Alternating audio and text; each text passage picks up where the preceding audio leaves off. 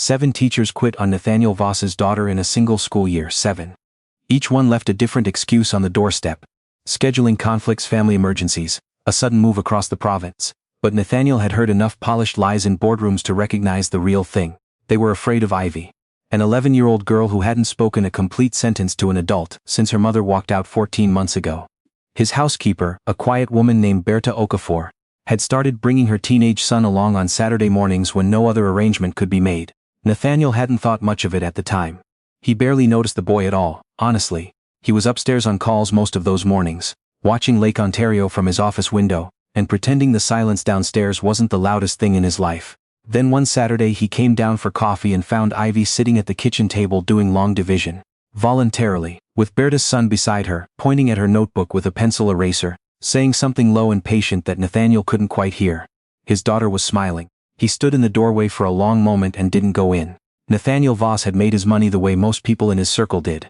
Early, fast, and at a cost he didn't fully understand until the bill arrived. He'd built a logistics software company in his late 20s, sold it just before the market turned, reinvested into commercial real estate along the lakeshore.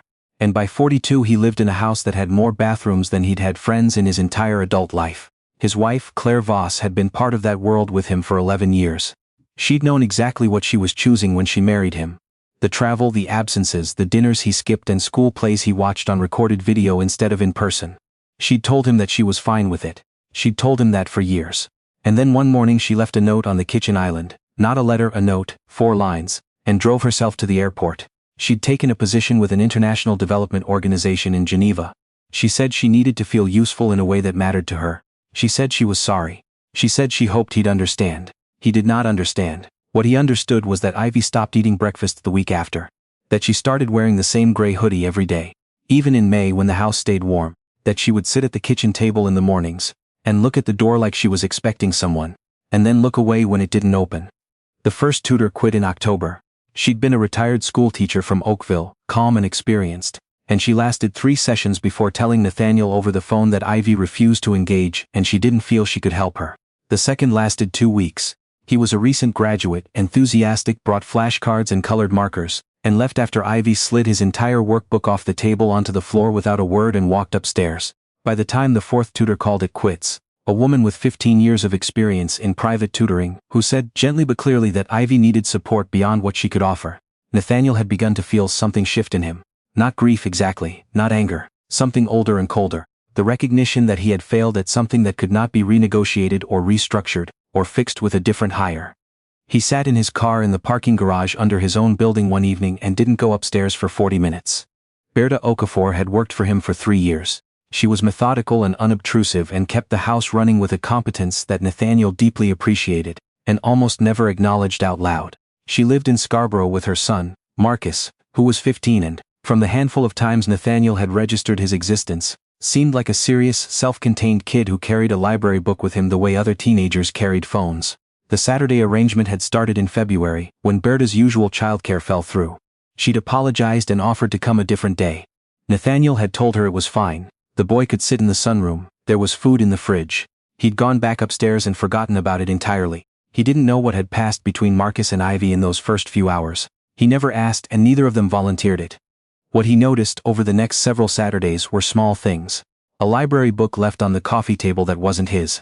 A card game he didn't own spread across the living room floor. His daughter eating the whole bowl of cereal instead of half of it. The morning he found them at the kitchen table. Ivy doing long division. Marcus with his pencil eraser, that low patient voice. He stood in the doorway and felt something catch in his chest like a hook. He got his coffee quietly and went back upstairs. He spent the next hour trying to close a lease agreement on a property in Mississauga and found he couldn't concentrate at all. He asked Berta about it that afternoon as casually as he could manage. What did Marcus say to her? What did they talk about?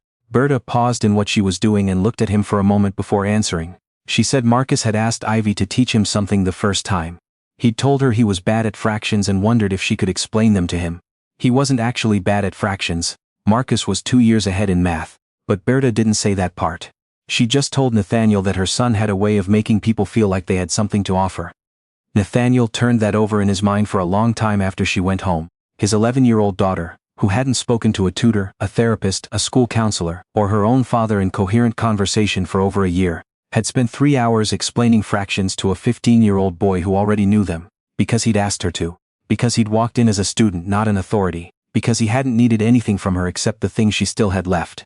Nathaniel sat down at the kitchen table, the same table, and put his hands flat on the surface. He was not a man who cried easily. He'd learned somewhere in his 30s that there was a layer beneath grief that was simpler and colder than tears. A kind of recognition that landed like a stone dropping into still water. He felt that now. He had hired 7 people to fix his daughter.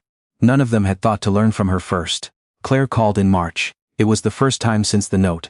Nathaniel was in the kitchen when the call came through, and he stood very still for 3 rings before answering. She sounded well. She sounded, if he was honest, better than she had in the last 2 years of their marriage. Lighter, present, like she'd exhaled something she'd been holding without realizing it. She asked about Ivy. He told her the tutors hadn't worked out. He kept his voice even. There was a silence on the line. And then Claire said, carefully, that she hoped he'd found someone better. She said it the way you say something when you're trying not to say something else. The way people speak when they know they've earned a harder conversation but are hoping to defer it. He didn't push. He wasn't ready either if he was being truthful. After they hung up, he went to find Ivy. She was in the sunroom with a book, the gray hoodie zipped to her chin even though it was warm. He sat down across from her and didn't say anything for a minute. She kept reading, or pretending to. He said, I know I haven't been here enough. Not just lately, for a long time.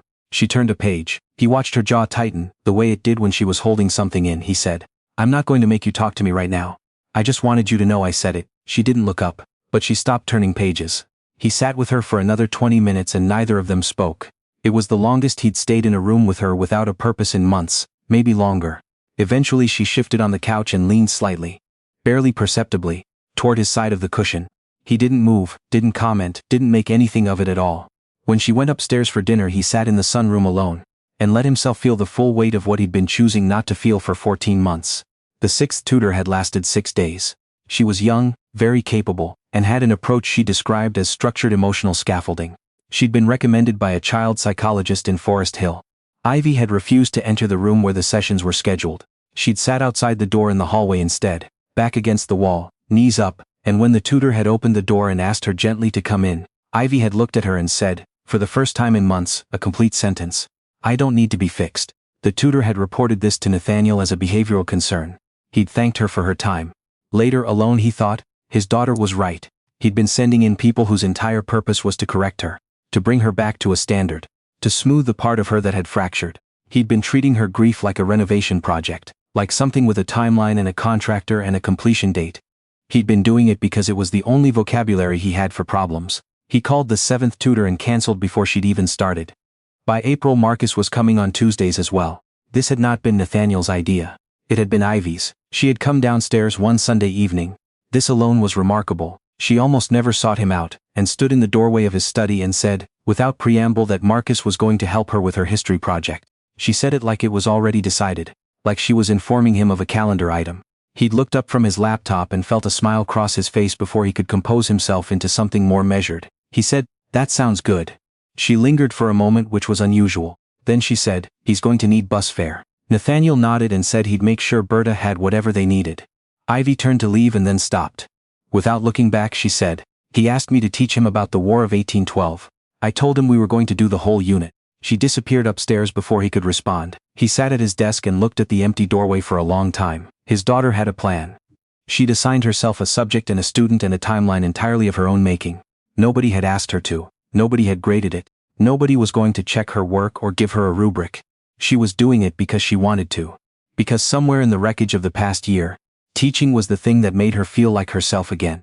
He closed his laptop and went to tell Berta to add Tuesday to the schedule, and to please bring Marcus whenever it worked, and not to worry about the bus fare at all. He started working from the kitchen table in May. Not every day, and not all morning, but for an hour or two in the early afternoon when Ivy and Marcus were doing their sessions at the other end of the table. He told himself it was practical. He'd been meaning to work outside his study more.